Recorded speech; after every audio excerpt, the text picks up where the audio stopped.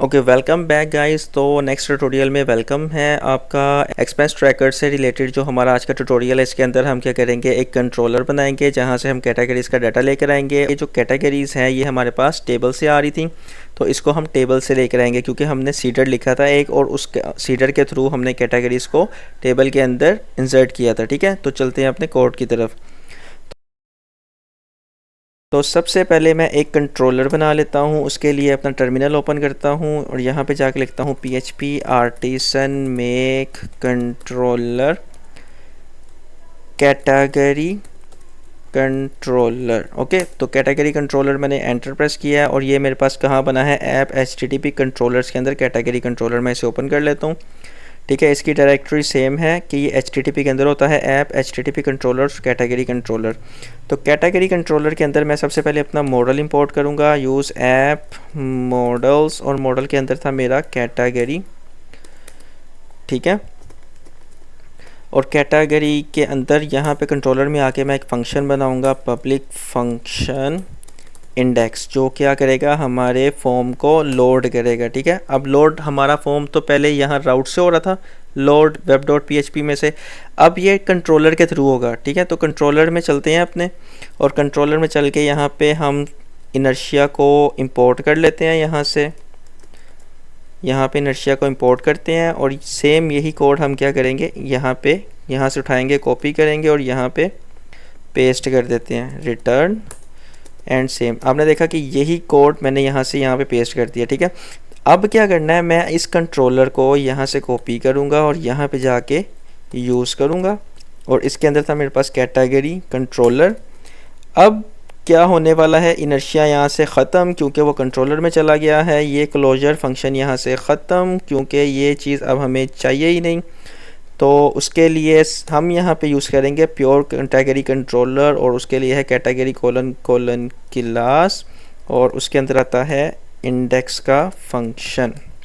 ठीक है, और सेकंड ये है कि यहाँ पे सेमी कोलन लगाना भूल गया था मैं, और यहाँ पे इसका नेम भी देंगे हम, इस राउट का नेम क्या है। तो ये नेम में है कि ये गेट का राउट है, और सेकंड ये कैटेगरीज को फेच कर रहा है। ठीक है, गेट का राउट और कैटेगरीज को फेच कर रहा है।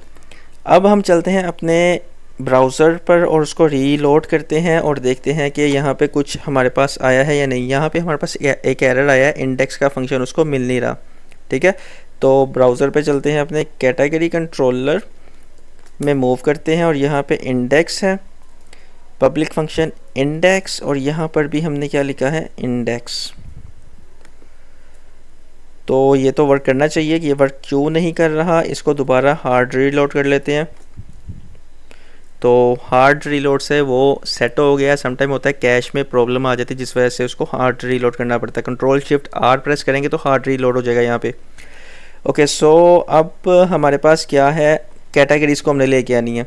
ठीक है, तो कैटेगरीज को लाने के लिए मैं यहाँ पे लिखूँगा $कैटेगरीज, एंड कैटेगरी का जो मॉडल है, इस मॉडल के थ्रू मैं यहाँ से सेलेक्ट करता हूँ। मुझे सिर्फ चाहिए क्या, मैं सिलेक्टेड डाटा लेकर आऊँगा, मैं सारा डाटा नहीं लेके आऊँगा। मुझे कॉलम चाहिए ID कैटेगरी स्लग। ठीक है, मुझे created add and updated add नहीं चाहिए, इसलिए मैं यहाँ पे ID कैटेगरी एंड स्लग को गेट करूँगा। ठीक है, ये ऑप्टिमाइज्ड अप्रोच होती है डाटा को गेट करने के लिए। ठीक है, जो क्यूरीज ऑप्टिमाइज हो रही होती है ना, वो इसी तरह से होती हैं कि जो सिलेक्टेड डाटा ना, आपको जो डाटा चाहिए वही लेकर आए, इजाफी डाटा लाने की ज़रूरत नहीं है।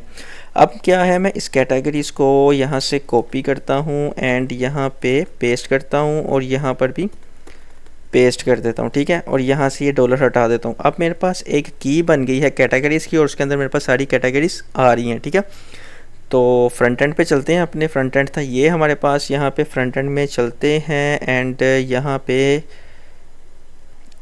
हमें चाहिए वो कैटेगरीज जो हम पीछे से पास कर रहे हैं कैटेगरी कंट्रोलर से। ठीक है, अब यहाँ पे जो मेन बात समझने वाली है वो ये है कि जो यहाँ से डाटा पास हो रहा है ना, ये जेसन में पास हो रहा है। तो व्यू के अंदर जब भी बैकएंड से डाटा आएगा तो वो आपको प्रोप्स में आएगा। ठीक है, मतलब पेरेंट से डाटा आ रहा है चाइल्ड की तरफ, तो ये प्रोप से आएगा। तो मैं यहाँ पे एक वेरिएबल बना देता हूँ प्रोप्स का, और व्यू के अंदर 3 के अंदर होता है डिफाइन प्रॉप्स का फंक्शन, और ये फंक्शन क्या करता है, ऑब्जेक्ट लेता है, और इस ऑब्जेक्ट के अंदर मैं बताऊंगा कि जो मेरे पास पिछला वेरिएबल आ रहा है वो कौन सा वेरिएबल है, वो है कैटेगरीज़ का वेरिएबल।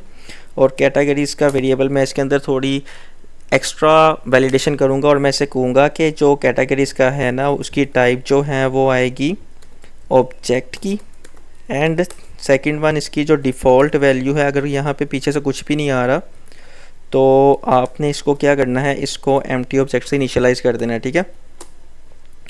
मैं आपको दिखाता हूँ यहाँ पे कैटेगरीज़ को प्रिंट करवा के। तो यहाँ फॉर्म डाटा था, मैं लिखूँगा props dot categories and browser पे चलता हूँ। सो गाइस हमारे पास कैटेगरीज़ आ गई हैं। अब इस कैटेगरीज़ को हमने यहाँ इस ड्रॉप डाउन के अंदर शो करवाना है, ठीक है। तो उसके लिए हम अपने कोड लेवल पे चलते हैं एंड इसी को हम पकड़ेंगे यहाँ से props डॉट कैटेगरीज़ को। props डॉट कैटेगरीज़ को पकड़ते हैं और ऑप्शन के ऊपर v4 लगाते हैं। v4 एक डायरेक्टिव है Vue.js के अंदर जो लूप का काम करती है, ये for लूप है, ठीक है। तो यहाँ पे क्या आता है, for के अंदर लिखेंगे कैटेगरी, यहाँ पे आइटम जो भी आप लिख सकते हैं, ठीक है। और यहाँ पे आएगा हमारी मेन अरे props डॉट कैटेगरी, ठीक है। अब आइटम है तो यहाँ पे आइटम डॉट क्या जाएगा, ID। अब यहाँ पे आप देखें तो ये मेरे पास ऑरेंज कलर में आ रहा है, ठीक है। ये इसको एज अ वेरिएबल एक्सेप्ट नहीं कर रहा। मैं आपको ब्राउज़र पे दिखाता हूँ, ब्राउज़र पे मैं दिखाता हूँ तो 1 2 3 1 2 3 1 2 3 आ रहा है, ठीक है। 1 2 3 1 2 3 क्यों आ रहा है मेरे पास, मैं इसको दोबारा रीलोड कर लेता हूँ और आपको यहाँ पे दिखाता हूँ इंस्पेक्ट करके। इंस्पेक्ट करके मैं आपको दिखाऊँ यहाँ पे, तो सेलेक्ट के अंदर यहाँ पे आइटम डॉट ID आपको लिखा हुआ नज़र आएगा। अब ये आइटम डॉट ID तो हमें ID चाहिए थी, तो उसके लिए हमें यहाँ पे क्या करना पड़ता है, हमें इसको बताना पड़ता है कि ये क्या है, इसको बाइंड करो एज अ वेरिएबल। तो शॉर्ट फॉर्म है ये, और इसकी जो बड़ी फॉर्म है वो ये है वी बाइंड करो वेरिएबल, ठीक है। वी बाइंड क्या करता है, जो एट्रीब्यूट्स होते हैं इनपुट के या ऑप्शन के या सेलेक्ट के, उनको बाइंड करता है वेरिएबल के साथ, ठीक है। तो वी बाइंड यहाँ पे लिखा, और यहाँ पे जाके दिखाता हूँ तो यहाँ पे क्या आ रहा है, 1 2 3 हो गया, ठीक है। ये 1 2 3 हो गया।